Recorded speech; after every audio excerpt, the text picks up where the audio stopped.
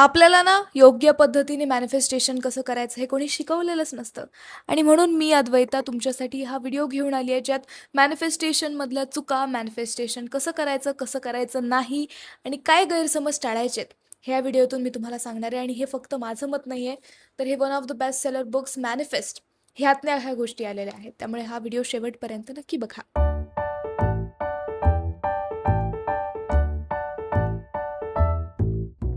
Video सुरू करण्यापूर्वी मी तुम्हाला एक एक्झाम्पल देते.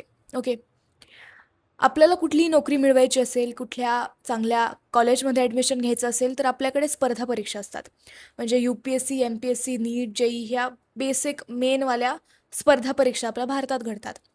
आता मला सांगा, हे स्पर्धा परीक्षांचा उद्देश काय असतो? त्यांना टेस्ट करायचं असतं, की तुम्ही त्या नोकरीसाठी, त्या ॲडमिशनसाठी योग्य आहात का, पात्र आहात का, हे त्याचा उद्देश असतो. मॅनिफेस्टेशनमध्ये सुद्धा युनिवर्स तुम्हाला सारखं टेस्ट करत राहतं. म्हणजे तुम्ही खरंच तुमचं स्वप्न पूर्ण करण्यासाठी रेडी आहात का? पात्र आहात का? हे टेस्ट ते वेळोवेळी पावलोपावली करत असतं. त्याचं एक एक्झाम्पल मी तुम्हाला देते. आता तुम्ही टी व्हीवरती बरेच ॲड्स बघत असतील. काही मोठमोठाले सेलिब्रिटीज दागिन्यांचे ॲड करतात, फेस क्रीमचे ॲड करतात. तेच ॲक्टर्स जुगारवाले ॲप्स म्हणजे बेटिंग ॲप्सची पण ॲड करतात. तेच लोक पान मसाल्याची पण ॲड करतात. ॲक्च्युली इथे सेम गोष्ट तुमच्यासोबत जर घडली असती, म्हणजे तुम्हाला खूप मोठा सेलिब्रिटी व्हायचं आहे. जो मॅनिफेस्टेशन आहे, तुम्हाला हे मॅनिफेस्ट करायचं आहे. आणि युनिवर्स तुम्हाला एक अशी अपॉर्च्युनिटी देते, जिथे तुम्हाला एका खूप मोठ्या ब्रँडसाठी काम करायला मिळते. ब्रँड अशा गोष्टीचा आहे, जी गोष्ट एथिकल नाही आहे.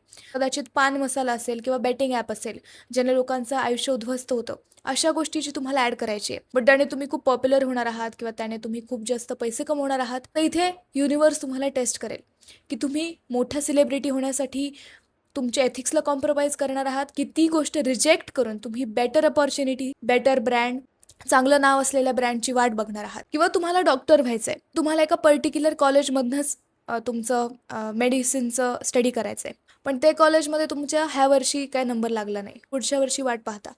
म्हणजे युनिवर्स तुम्हाला टेस्ट करत असतं. तुम्हाला एका सिमिलर कॉलेजमध्ये ॲडमिशन मिळण्याची संधी मिळू शकते. म्हणजे असं कॉलेज जो कोर्स तुम्हाला करायचा नाही, पण तो पण फार नावाजलेला कोर्स आहे. तिथे तुम्ही तुमचं ड्रीम कॉम्प्रोमाइज करता टाईमसाठी किंवा तुम्ही ॲक्च्युली गॅप घेता. तुमच्या आवडत्या कोर्ससाठी तुम्ही मेहनत घेता. तिथेच तुमचं टेस्ट चालू होतं. आणि बरेच लोक इथेच फसतात. त्यांना वाटतं की मॅनिफेस्टेशन वर्क करत नाहीये. मॅनिफेस्टेशन वर्क करायला वेळ लागतो. असंच आज विचार केला आणि उद्या ती गोष्ट घडली किंवा ती इच्छा पूर्ण झाली असं होऊच शकत नाही. दुसरी चूक जी बरेच लोक करतात मॅनिफेस्टेशन जर्नीमध्ये, ते चांगले फ्रेंड्स मॅनिफेस्ट करतात, त्यांचे फॅमिली सोबतचे रिलेशनशिप्स चांगले मॅनिफेस्ट करतात, पार्टनर चांगला मॅनिफेस्ट करण्याचा प्रयत्न करतात. पण चुकतं कुठे माहिती आहे का, की ते त्या गोष्टी मॅनिफेस्ट करण्यामध्ये स्वतःमध्ये काहीच बदल नाही करत. ओके, फॉर एक्झाम्पल, मला एक खूप छान फ्रेंड ग्रुप मॅनिफेस्ट करायचं, मला एक प्रमोशन मॅनिफेस्ट करायचं आहे.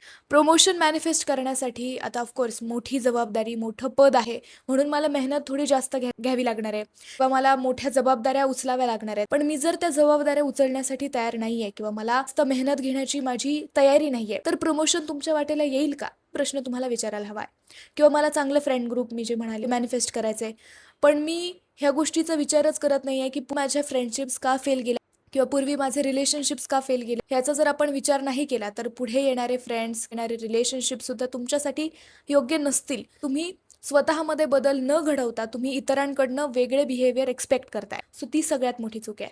तिसरी आणि शेवटची सर्वात मोठी चूक जी आपण करत असतो मॅनिफेस्टेशन जर्नीमध्ये, ती म्हणजे स्वतःवरती विश्वास न ठेवणं.